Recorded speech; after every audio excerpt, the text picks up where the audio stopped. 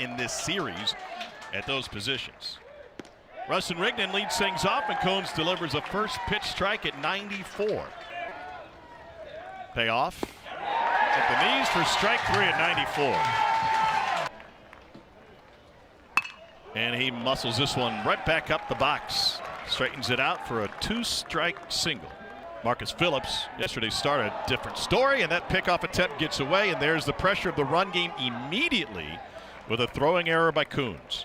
Yeah, that's a very good point.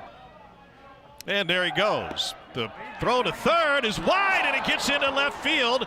Austin with a late break. Clark's got a big arm, and he is safe. And Vandy's run game puts pressure on Tennessee early, and the Commodores scratch one across. Tony Vitello, the head coach at Tennessee, 8th season on Rocky Top. And a swing and a miss on 94, 2 Ks. Flinched. And they say went. And that'll be it for Brody Johnson and Vandy in the first 3 Ks. They knew the scouting report coming in. High to right and deep. Humphrey's running out of space. It is gone. Andrew Fisher's 19th, and Tennessee has tied it with the long ball.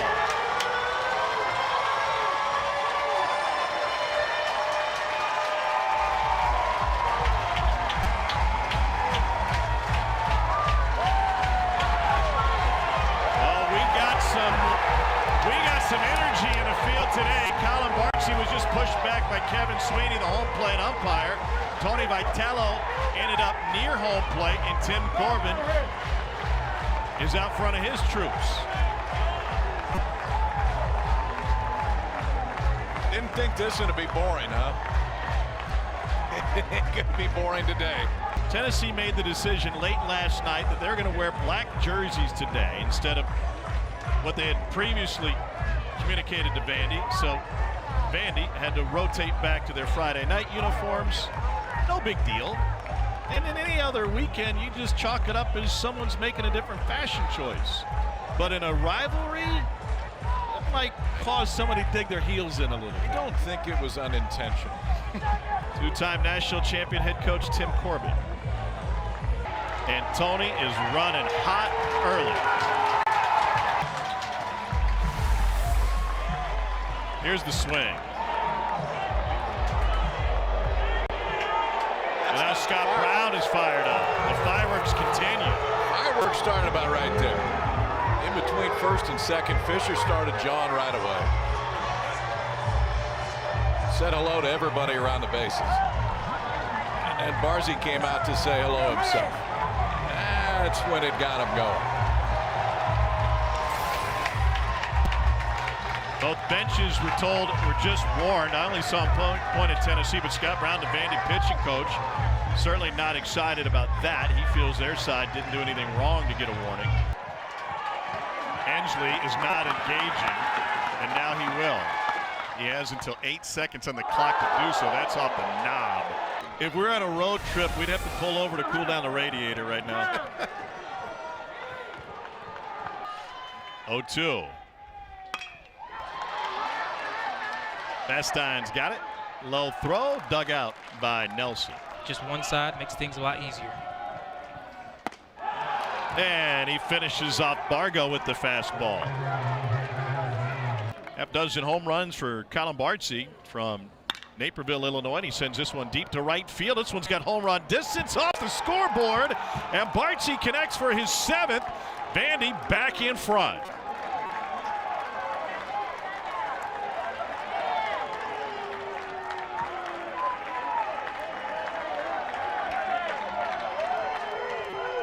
It's flying to right today, Jack.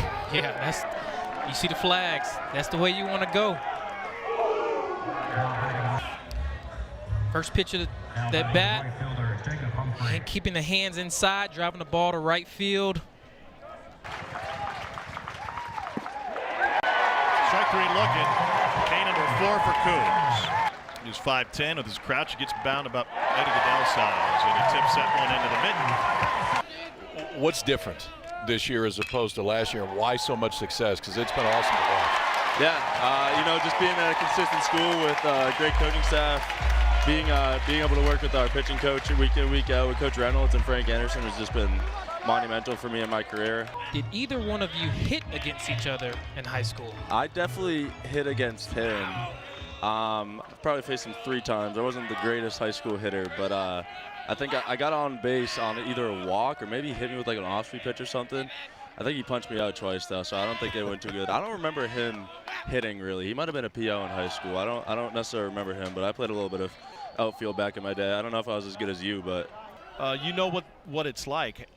And this one's tagged deep left field off the bat of Clark. That gets down for extra bases. Curley will head to third. The throw there rolls in. It's a one-out double for Levi Clark. And now fans back into it. Got draft helium. He could be a top 10 pick. And this one's sent to center field. Austin dropped an anchor. Curley looking to tag. Here's the throw. It comes into third. And Tennessee plates a run to tie it at 2. Vandy's already gone to the bench after Jacob Humphrey struck out in the second. He was replaced in right field by David Mendez. The stuff is loud. He was up 99 the other night. That one got by Barcy, and Clark will advance 90 feet. 17 foul balls already for Tennessee in 2 innings. Swing and a miss. Strikeout number 3 for Fennell. And this one sent into right field and gets down in front of Newstrom. And his base running forced a pair of errors in the first inning, and here's another. The failed pickoff attempt, and he'll race to second. They will allow double that at least by the end of the year as Nelson draws a walk. In home runs and RBI, and Johnson is on pace to do that. Double steal, throw to the backside, and he's out. Riley Nelson trying to. About Tennessee throwing backside here too. Oh, he was out to start. There is the follow through, got him after the fact. It was a very awkward slide. It was more like a tumble. So obviously you got Riley Nelson right here. He has a huge lead, which is what you want, but as that backside runner, sometimes you're unsure whether the guy is really going to take off or not, or if he's going to stay. RJ is going to keep going, but if you don't get the best of jump, you might want to just stay where you are. That one just missed. And it's lined into right field. Mendez over to get it. Ensley will be stopped at third, to your point.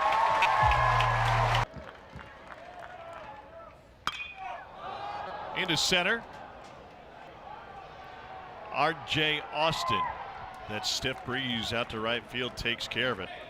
Yeah, I mean, it's awesome. It's awesome to just go out there and compete for the guy next to you, especially when there's, you know, some loud fans and all that stuff. And you're maybe a Red Sox fan growing up? For sure, yeah. Who was your guy? Ooh. You don't have to say Jackie just because. Hey, no, Jackie, you're my guy. Yeah. Hey, funny story. You played for the Sea Dogs. Yes. Forget what year. 2012. Okay, so it had to have been that year. I was down the first base line, and you hit a chopper foul right to me, and I caught it, and it's in my room. No way. Yes, I have the ball in my room. And we got Krenzel on the mound. He hasn't thrown a ton lately. Oh my gosh, right back up the middle. Krenzel gets to his feet. Sharply up the middle again. And sliding stop made at second and a force. What a play by Dean Curley. See Connor Fennell come out, just 3 innings. Pitch count was high. They can go about anywhere they want. First pitch under the glove of Nelson at first base. Oh, he gets drilled. And the numbers go up pretty significantly. Swing and a miss. And a dribbler back to the mound. Handles it himself. 0-2, jammed him up the middle, backhanded, and a beautiful play by Curley.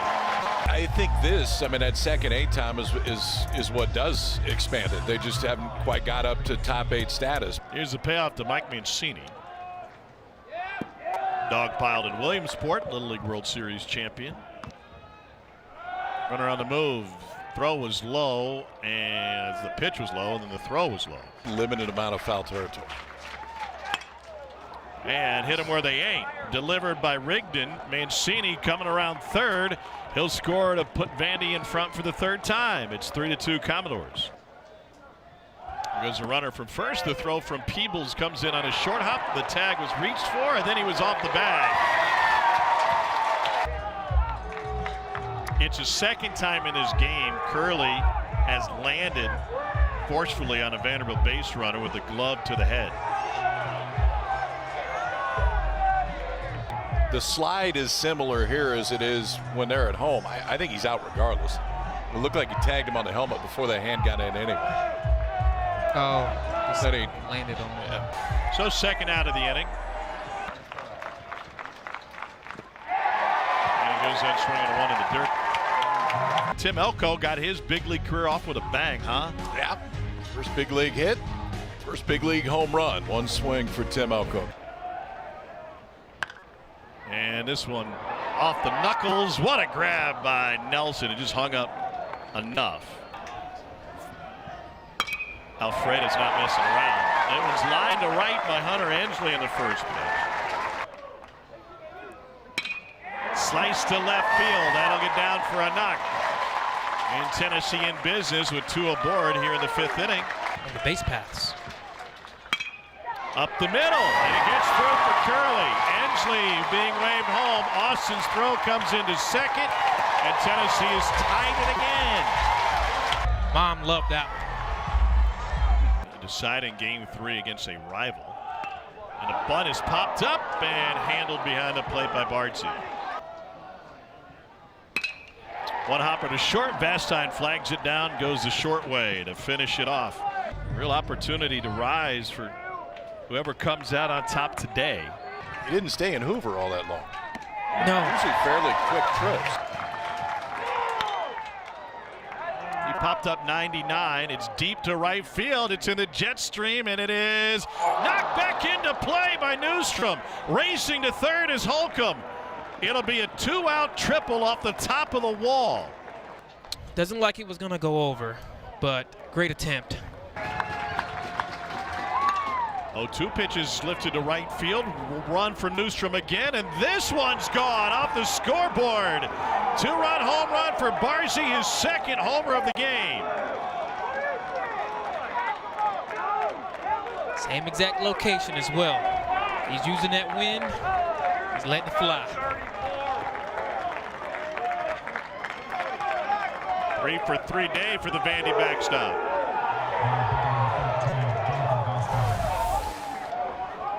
He said, you throw it in there, 98. I'm hitting it back out, 98. First multi-home run game of his career. We've got a weather delay with thunderstorms in the area around East Tennessee. And Vastine lifts it to left field. Levi Clark chasing it back. That's onto the deck. Back-to-back home runs separated by a mere 2-hour rain delay, and Vandy extends its lead.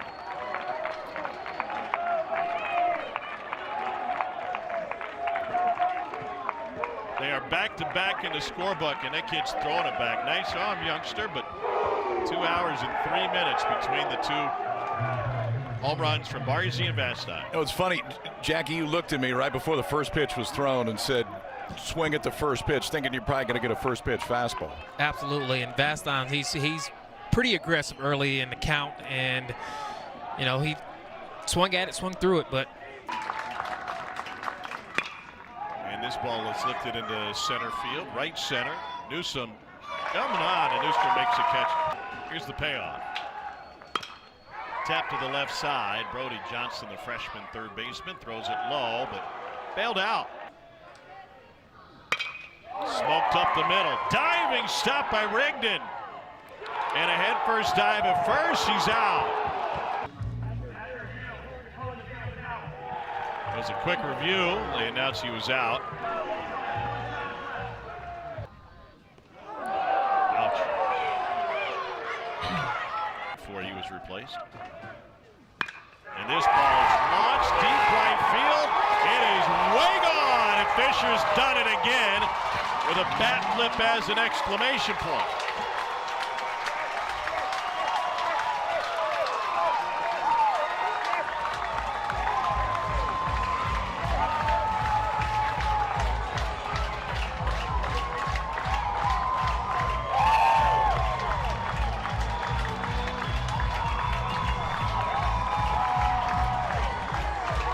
Home run of the year for Fisher.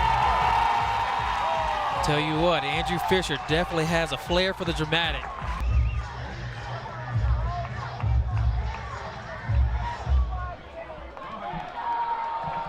Every inning Vanderbilt has scored in the top half. Tennessee has answered in the bottom half. 2-2. And just barely missed. Payoff. Behind the plate, Barchi went a long way around the home plate umpire, and he's able to receive it to close the inning. Manny Marin enters at third base, and Bargo takes over in right. And a curveball in there for strike 3. 2-2. Into right field, long run. Bargo just put back there at the fence right in front of the bullpen. Yes. Goodness gracious. Early in this game and yesterday, and now Austin will break, and this ball's popped up into center field. And that'll close the 7th. Bargo pulls it down the line. That's a fair ball. Nelson was backing up. Now he's going to toss, and he's safe. Scissor kick crossover. It's a little bit more time for Milligreen to get there. And that's boxed by Barzy. It's his 4th pass ball of the season. He's a draft eligible sophomore. Chops it to third. Johnston side saddles it. 1 down. To short. Vastine has time. 2 down. 3-game series between these two long-standing rivals. Another hit batter. Drove in a run with a sac fly early this game, and he sends this one high and deep to left field. Holcomb has space and hauls it in. It was 97 and his 3rd strikeout of the game. 1-1 now. In the air to right, connected with 93, and it will die on the track. He connects on it towards the gap in left center, tailing back to Holcomb and right into his glove. Well struck into center field. Austin, and a ball not traveling here late. He leads the SEC in home runs and country in strikeouts. Committee they rolled out when Tennessee. So the 2-2. Got him looking right at the knees. McIlvain's fired up, and his teammates are as well. It's been a strike all day. The low strike has been in the entire day for Kevin Swinney, and the Fisher didn't like this one, but it's right where McIlvain wanted to throw it. They'll play Kentucky next week at Hawkins Field. So there's that low strike right at the knees. Back-to-back Ks for Snead. Doubleheader sweep by Georgia Tech over Louisville today. A pair of one-hitters. His ball's lofted into the left field corner, and it is gone. It carried all the way to the second deck. And Mancini with a 2-strike opposite field, 2-out home run. And that insurance has got to feel nice for Vandy.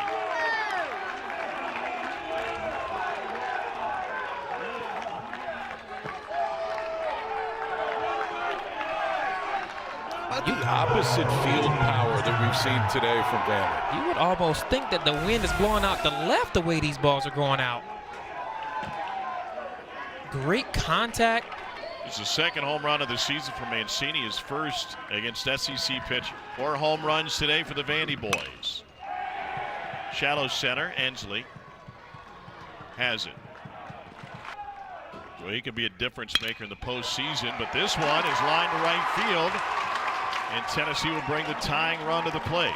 29-1 in the season when hitting 2 home runs or more.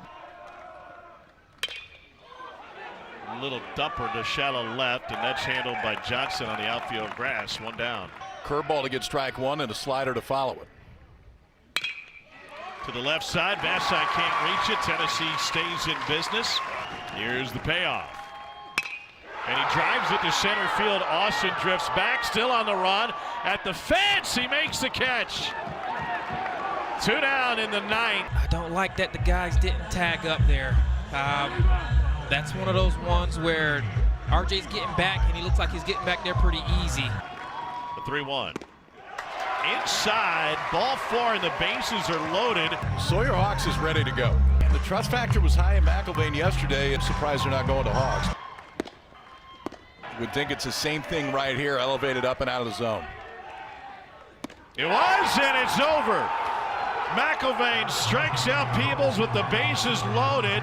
Vandy waits out a 2-hour rain delay, and they take 2 out of 3 from Tennessee. It was an emotional series in Game 3, and it continues as spills out in the field as Vandy's shaking hands, and we got to get guys separated. Abernathy was the first one in there. There are a lot of words exchanged, but seemingly nothing else.